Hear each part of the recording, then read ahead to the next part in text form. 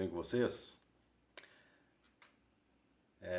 Acredito que muitos de vocês devem me conhecer, né? Mas para os que não me conhecem, meu nome é Carlos. Eu trabalho na CEMIG há muitos anos, né? Já tenho quase 29 anos de CEMIG. E sempre a gente está se encontrando aí nas portarias e a gente acaba conversando sobre muitos assuntos, mas hoje eu queria tratar um assunto diferente com vocês. Nesse tempo de caos que a gente tem vivido, né, que pipocam para lá e para cá várias notícias aí sobre o coronavírus, uma coisa nos afetou diretamente. Tem a ver com esse gráficozinho que eu vou mostrar para vocês aqui. Esse gráfico é um gráfico da nossa B3, antiga Ibovespa, né? A Bolsa de Valores brasileira. E principalmente as pessoas que estão mais expostas a isso aqui nos seus perfis da Forluz, né? Estão muito ansiosas.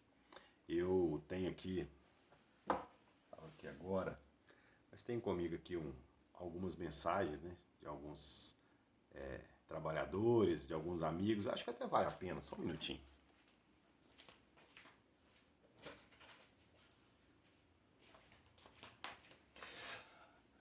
Vamos lá. Tá meio no improviso aqui mesmo, mas o que importa acho que é a mensagem, né? Por exemplo, vamos lá. Tá aqui no Zap aqui agora. Algumas que eu já li, outras que ainda não li. John, meu amigo John. Carlos, quebrei. E você? Boa, John. Ainda não, John. Estamos firmes aí.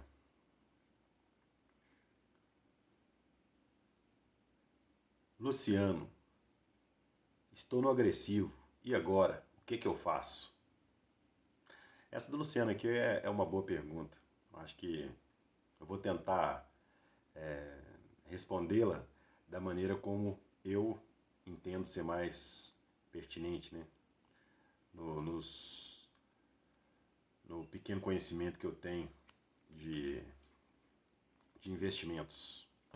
Bom, primeiramente, porque eu me disponho a falar sobre isso aqui, né? Além de trabalhar por vários anos na telecomunicação, né? Eu me formei em engenharia, onde eu fiz 2 cadeiras de economia. Hoje eu faço direito, no nono período de direito, né? No qual também tive cadeiras de economia e de direito econômico, né? Porém, eu não sou economista. Minha área além da engenharia, o direito, né? Mas eu acho que o que mais importa é a experiência que eu tenho com isso aqui. Eu tenho hoje mais de 5 anos de experiência com o mercado de renda variável. E é essa a mensagem que eu quero trazer para vocês aqui, né? Espero que vocês entendam um pouco o que é isso e que pelo menos os ajude a tomar decisões no futuro que possam norteá-los a fazer uma boa escolha nos planos nas opções que a gente tem no nosso plano de previdência privado. Primeiramente, eu gostaria de falar com vocês um pouco sobre a B3 e o momento que a gente estava vivendo até antes de acontecer isso aqui, essa queda em vermelho que a gente pode ver, ó, que a bolsa tá aqui, parou aqui, né? E o que será que vai ter para cá, né? O que vai ter para cá desse grande candle vermelho aqui, essa grande queda, né? Bom, como todo mundo sabe, a ação é uma fração de uma empresa, né? Uma empresa, quando abre o capital, que estipula-se o valor da empresa, né? O percentual que ela vai abrir, estipula-se o valor total da empresa, o percentual que ela vai colocar em leilão e aquele percentual ele é dividido no número de X de cotas, né, que a gente chama de ações. E ao longo do tempo essas ações podem subir ou podem descer de preço, dependendo de diversos fatores. Condição econômica do país, condição econômica da empresa, governança da empresa e cenário para o negócio da empresa, como por exemplo, minério de ferro está caindo, o que será que vai acontecer com a Vale do Rio Doce? Né? Bom, no mundo globalizado hoje, é algo que acontece lá na China, né? Não precisa nem de falar que repercute aqui no Brasil, né? Mas isso, todas essas variáveis, tudo isso é um processo caótico ou é algo que faz um sentido? Ou é algo que tem como você prever, tem como você mensurar? E quando dá errado, aquela pergunta, né, do Luciano ali, e agora o que eu faço, né? Bom, por vários momentos aqui, a gente pode ver aqui no gráfico que a gente tem momentos de sobe e desce, sobe e desce. Esse aqui é um gráfico de candlestick, né? O candle é um tipo de gráfico que os asiáticos usavam para mensurar as colheitas de arroz. Mas quem quiser fazer uma pesquisa melhor lá para saber como é que eles usavam os candles, como é que eles calculavam a quantidade, o volume, eu acho que é uma curiosidade bem bacaninha. Eu gosto de trabalhar com os candles porque eles trazem informações da intensidade das quedas, né? Da força das quedas, como é que foi o volume, a gente tem uma ideia de volume da queda. Mas, bem, voltando aqui, nós temos essa impressão de que se trata de um movimento caótico, né? Mas os movimentos da Bolsa de Valores, eles são caóticos de forma temporal, de forma pontual. Mas na média, ele não é caótico. Reparem, quem comprou ações aqui, lá embaixo, lá em 1998, aqui, ó, tá vendo que tem uma grande queda aqui, com o candle aqui vermelho. Quem comprou ações aqui, se ele não tiver feito nada, estratégia nenhuma, ele está aqui hoje, ó. Então ele saiu lá de 10 mil pontos e parou aqui em 75 mil pontos, ou seja, ele teve um ganho de 65 mil pontos sem ter feito nada. Agora quer ver? Um cara que fez um negócio péssimo, comprou aqui, ó, aos 72 mil pontos. Olha que queda monstruosa, gigantesca aqui. Isso aqui, 2008, subprime americano. Muitas empresas, né? Aquele problema lá das empresas do ramo imobiliário, né, americano que acabou sucumbindo ao valor que se dava aos imóveis, né? Os imóveis estavam muito inflados, muito financiados e ia acontecendo aquele fenômeno do refinanciamento até que essa bolha estourou, né? E contaminou toda a economia mundial. Mas digamos que você fosse um cara bem azarado e tivesse comprado aqui, ó, no último mês de alta, quando a bolsa estava lá em 72 mil pontos, lá no governo Lula, 2008. Se você comprou uma ação aqui, a bolsa veio parar aqui, ó, 30 mil pontos. Você perdeu aqui 42 mil pontos. Mas mesmo você tendo comprado aqui, olha aqui, em 2020, a bolsa bateu 120 mil pontos. Você teria ganhado 48 mil pontos. 48 mil pontos. Então, assim, sem você fazer nada. Qual que é a lição que nós temos aqui? Que a bolsa, ao longo do tempo, ela sempre está numa crescente, tá vendo? Olha só, nós pegamos lá 8, 10 mil pontos lá em 96, 98, vimos parar aqui, ó, depois dessa tragédia grega toda do mercado, a 74 mil pontos. Então ela vem numa crescente de muitos anos. Mesmo que você tivesse comprado lá no subprime e tivesse com as ações até hoje, você ainda estaria ganhando 2 mil pontos. Por que eu estou falando isso? O que isso tem a ver com a nossa vida, né? econômica, com nossos perfis de aposentadoria, tem tudo a ver. Acontece que hoje nós temos possibilidades de fazer investimentos em renda variável em alguns perfis da Forluz. E se nós soubermos usar essa ferramenta com inteligência, ela pode ser muito importante, né? E ela pode trabalhar ao nosso favor no futuro, quando a gente estiver aposentado, para a gente ter uma condição melhor, né, de vida e dar uma condição de vida melhor para para os nossos, né, nossos parentes, né, nossos filhos. Então, no que consiste a gente escolher um perfil e qual que é o melhor momento de você fazer isso? Eu vi muita gente entrando na Bolsa de Valores agora, quando a gente estava batendo entre 110 e 120 mil pontos. E eu vi também muita gente trocando os perfis da Forluz, passando do ultraconservador para agressivo, né?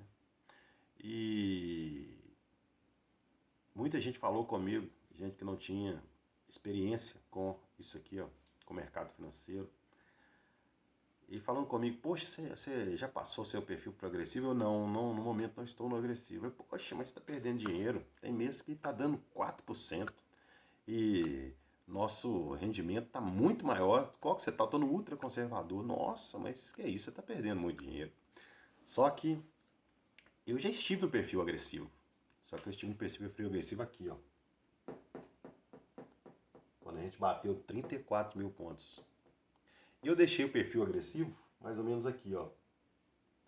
Quando a bolsa bateu em torno de 90 mil pontos, que foi mais ou menos aqui, ó, foi aqui, ó, 90 mil pontos.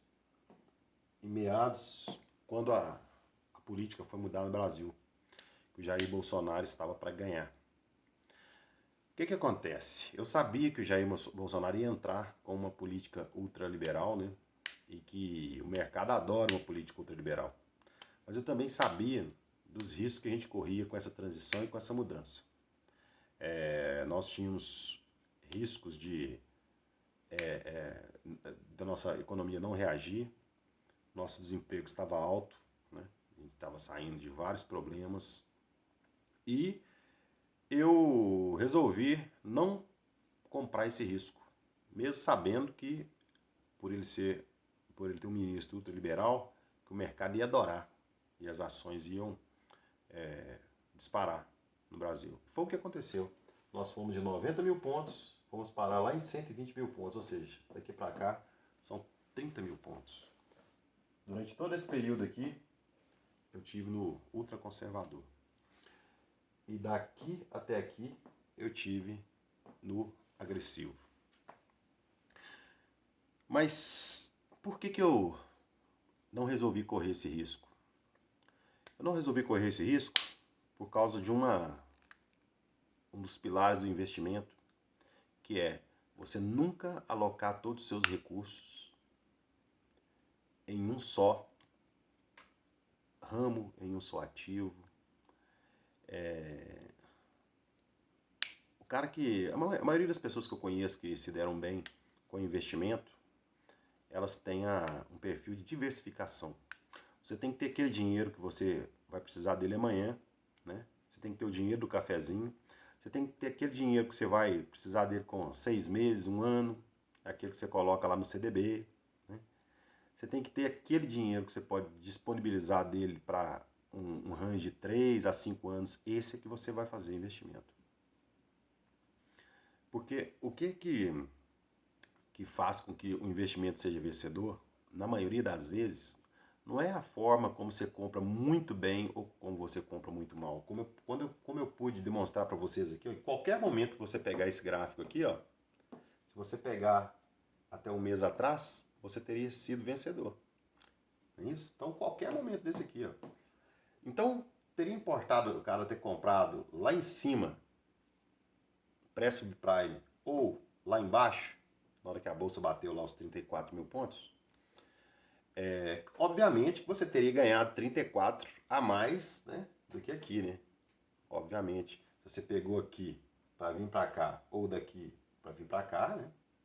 Mas uma outra lição que a gente leva disso é o seguinte: você quer acertar a operação ou você quer acertar seu investimento? Foi usando esse pensamento que eu deixei aqui o ultraconservador. Eu percebi que a bolsa já estava ficando muito esticada, com 90 mil pontos. Embora nós sabemos que a nossa bolsa de valores, se ela for convertida para dólar, né, ela está mais ou menos nos patamares que ela estava aqui na época do subprime. Estava quando ela estava em 100 mil, agora não, agora está abaixo. Então, o que a gente traz de lição disso? Nós sempre teremos movimentos caóticos na bolsa. Nós sempre teremos grandes altas e grandes baixas, principalmente grandes baixas. Reparem que as baixas, elas são muito mais inclinadas, muito mais aceleradas do que as altas. Olha, se demora um tempão, nós demoramos aqui de 2018 até 2020 para subir aqui de 70 mil pontos até os 120 mil pontos. Mas em pouco mais de um mês a gente desceu de 120 mil pontos a 60 mil pontos. Então, assim, geralmente esse movimento caótico de queda, ele espelha o pavor do mercado, né? o medo do investidor de perder dinheiro no curto prazo. Então, é sinal que a gente não deve mexer com isso aqui. Como eu disse a vocês, eu deixei mais ou menos nesse ponto aqui que está o pincel, ó, deixei ultraconservador do meu fundo de pensão, mas eu tenho vários outros investimentos nisso aqui. Então, como eu não ia deixar meu fundo de pensão aqui e usar o meu dinheiro também para fazer o mesmo investimento, e caso a gente tivesse uma queda muito grande, momentaneamente eu tivesse os dois para o mesmo lado, né? Eu fiz a diversificação dos meus investimentos, até porque eu também já estou caminhando, né? Se tudo der certo na justiça, para também poder aposentar daqui a alguns poucos anos. E aí entra a segunda lição que eu quero deixar para vocês aqui, talvez seja a mais importante delas. Nesses movimentos caóticos de queda, geralmente eles têm uma motivação. Se a gente pegar esse de 98 aqui, ó, a gente tem a crise da Rússia.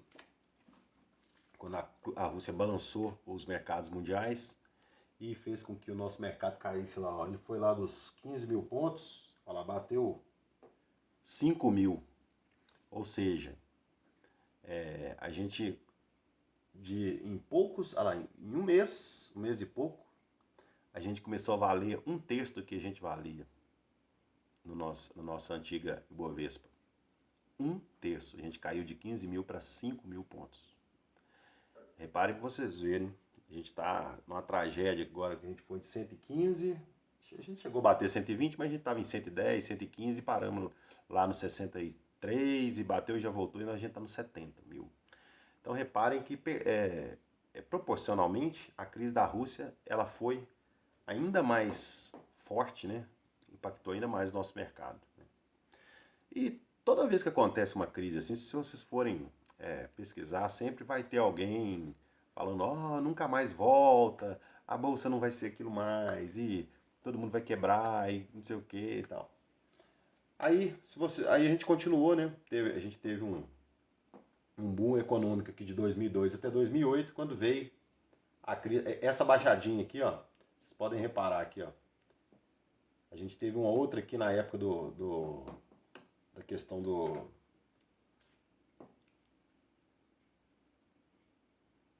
mensalão, né? Tivemos uma queda aqui, e aqui nós tivemos a queda do subprime, a grande queda do subprime.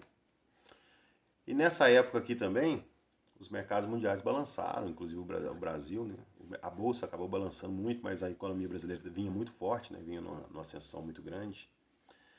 E nós temos os outros aqui, ó, que eu posso mostrar para vocês aqui, ó. 2014 tem uma queda grande aqui, quando o Aécio, que estava despontando como vencedora da eleição, teve uma pesquisa que deu ele muito mal, que ele estava atrás da Dilma aí, despencou, né? Nós temos as outras aqui, por exemplo, aqui ó, essa grande queda aqui 2016, aqui ó, 2015, 2016. Isso aqui é o Temer Day lá, o negócio do Joesley. Então assim, nós tivemos várias intercorrências, tá vendo? Grandes quedas. Mas o que essas grandes quedas nos deixaram de lição? Que depois de grandes quedas sempre vinham grandes recuperações. Olha só. Olha o tamanho da queda aqui, olha o tamanho da recuperação. Ela teve o mesmo patamar. Depois a gente teve esse grande, o mercado brasileiro andou se desvalorizando muito, até bater naquele emblemático 34 mil de novo, que foi as dificuldades do governo da Dilma, né? De 2010 em 2012 a gente teve uma grande queda, até 2014 o mercado andou, né, com tendência de baixa. Reparem os senhores que é uma tendência, tá vendo? Se você puder traçar uma linha aqui, ó, você vai ver que essa linha está inclinada para baixo. Só que aqui, quando ela caiu no subprime, essa linha estava inclinada para cima. E quando esse mercado caiu com toda essa força, ele voltou quase com a mesma força para cima. Por quê? Porque a tendência do mercado era de alta. E aí que a segunda lição talvez seja uma lição para a gente que está vivendo esse momento. O mercado vinha numa grande ascensão de alta, tá vendo? Talvez a alta mais inclinada e que durou muito mais, né? A gente começou lá em 2016 e paramos em 2020. Foram 4 anos de alta. 4 anos de alta forte. E a nossa tendência hoje, ela é de alta. O mercado é altista. Tanto os mercados, tanto o índice Dow Jones, quanto as bolsas europeias, todos eles estavam trabalhando em forte alta, né? O juro americano estava muito baixo. A China, embora não estivesse crescendo como na década de 2000, mantinha um crescimento ali de 5%, 6% com determinada constância. E a gente estava se preparando para um rompimento desses 120 mil pontos aqui. A gente estava prestes a viver uma coisa que a gente chama de onda 3 no mercado, que é a onda que os investidores mais procuram. A gente teve uma onda 1, teve uma quedazinha aqui em 2018, a onda 2, que é essa em 2020, e a gente estava esperando uma onda 3 que pudesse jogar o mercado a 140, 150 mil pontos. Só que como o mercado é uma coisa que ele tem uma previsibilidade a longo prazo, mas em curto prazo ele é caótico, como eu havia dito, né? A gente teve a intercorrência aqui do coronavírus e o que fez a gente passar lá dos 120 mil pontos para bater lá nos 63 mil pontos. E nesses momentos a gente vai verificar que os nossos investimentos lá na Forluz, os de quem está no mercado agressivo, né, no perfil agressivo, ele vai sofrer um grande baque. Mas eu queria dizer aos senhores que, na minha visão, no que eu acompanho do mercado nos últimos anos, né, aí, eu já acompanho ali desde 2008, já estou no mercado já há mais de 5 anos e já presenciei várias crises. A minha visão é de que o mercado ainda é altista. Ainda que as pessoas façam essa tempestade, o mundo nunca mais vai ser o mesmo, o mundo vai ter grandes problemas e tal, mas isso funciona para o Jornal Nacional, para o noticiário. Quem está acostumado com investimento não tem uma outra visão, tem uma visão diferente. E eu até acredito que o mercado vai voltar mais forte, porque a gente vai ter uma grande demanda reprimida na China, a gente vai ter as empresas, por exemplo, as empresas nossas de metalurgia estão parando os alto-fornos, então elas vão precisar voltar com isso de novo e vai precisar de mais insumo, vai consumir mais energia, então assim que isso passar, ou assim que acharem um remédio para isso aí, né? Que a gente tem até ouvido falar aí que já estão encontrando alguns medicamentos aí, tipo um australiano aí, que agora é a bola da vez. Mas o importante é que nós não nos desfaçamos das nossas posições agressivas. Isso é uma dica, uma opinião, né, que eu estou compartilhando com vocês aqui, baseado em tudo que eu aprendi, em tudo que eu já vivi no mercado. Né. Nesses momentos caóticos, a gente tem que relaxar e esperar passar, porque a tendência do mercado não é essa, não é essa aqui. A tendência do mercado está lá em cima. E a tendência, ela vem, né, como a gente pode ver aqui, ó, de 4 anos. A economia do mundo vai piorar, os países vão ficar mais endividados, vai precisar de gente, mas tem gente querendo comer, né? A gente tem uma grande falta, um grande déficit de proteína no mundo. Então tem as empresas de proteína, né? Tipo, lá, não vou falar aqui das ações, não, mas se vocês procurarem as empresas que mexem com proteína animal, só para vocês fazerem uma pesquisa e tal. Mas como é que funciona o investimento da Forluz? Eu tinha muito essa dúvida quando eu comecei a investir, entrei em contato com eles lá, pedi a eles como é que era o investimento, eles mandaram para mim a carteira deles. A carteira da Forluz ela é muito parecida com a carteira que a gente chama no mercado de IBX50, que é composta das 50 maiores empresas da B3. Então você pega lá Petrobras, Usiminas, Gerdau, vai pegando, né? JBS, os bancos, né? Itaú, Santander, Bradesco, Banco do Brasil, Caixa, beleza. Eletrobras, você pega aquele conjunto de empresas, as 50 empresas, e o que vai diferenciar a carteira de investimentos é qual o percentual que você aloca em cada uma dessas empresas. Aí que está a expertise do investimento. Eu posso dar a vocês essas 50 empresas e posso ficar com elas e a gente vai distribuir ali o percentual, né, de investimento em cada uma e o meu vai sair perdedor em relação ao de vocês, porque vocês tiveram mais expertise para fazer, né, essa alocação. Né? Mas o que acontece? Num cenário de queda desse jeito aqui, que todo mundo está caindo, o que ia diferenciar a minha carteira da sua era quem ia perder mais ou quem ia perder menos. Porque todo mundo vai perder. Mas isso no curto prazo. No longo prazo, a carteira vai se recuperar. Ela vai se recuperar porque a nossa tendência é de alta. E dificilmente essa tendência vai ser revertida com essa sacudida aí. Nós vamos passar assim uns meses de dificuldade, mas por que eu digo para vocês para não mudarem de perfil? Porque imaginem os senhores, se os senhores, numa tendência dessa, de alta, vocês trocam lá, troquem e vão para o ultraconservador. Né? Daqui 3, 4, 5 meses, quando a bolsa começar a subir, ela deve subir forte. Reparem que nos movimentos caóticos que a bolsa tem, quando ela sobe, ela costuma subir 6% em um dia. Isso é uma alta tremenda. Ela sobe 6, cai 10. Então, assim, isso não é uma coisa normal, isso é uma coisa digna de uma pandemia. Né? A gente chegou a ter circuit breakers aí, que a bolsa caiu cerca de 15%. Então, isso em um dia, isso é variação que a gente demora aí anos para ter, né? Mas acho importante a gente ter essa visão. Deixa eu ver se vai voltar aqui.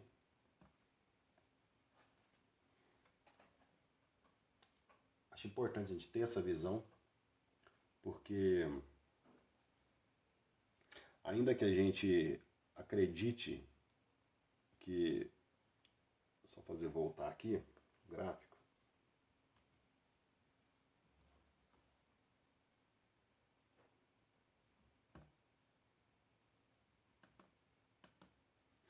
Bom, mas ainda que a gente se assuste aí um pouco com as, com as variações da bolsa, né? Muita gente não está acostumado com essa lógica, com esse, com esse vai e vem, né? A gente costuma falar que na bolsa de valores que existe muito aquela coisa do emocional, né? O cara se vê com a faca nos dentes, né? Uma coisa realmente que não é para todo mundo.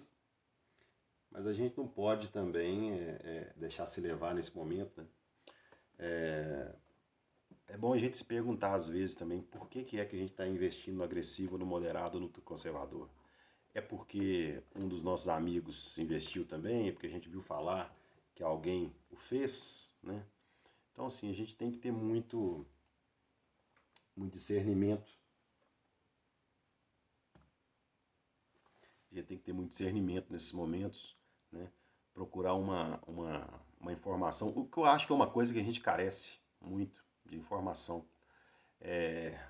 Eu vejo o pessoal da fundação falando que é assim, que a gente tem um perfil assim, assim, assado, que eu acho assim, acho que a maneira didática, eu acho que se a gente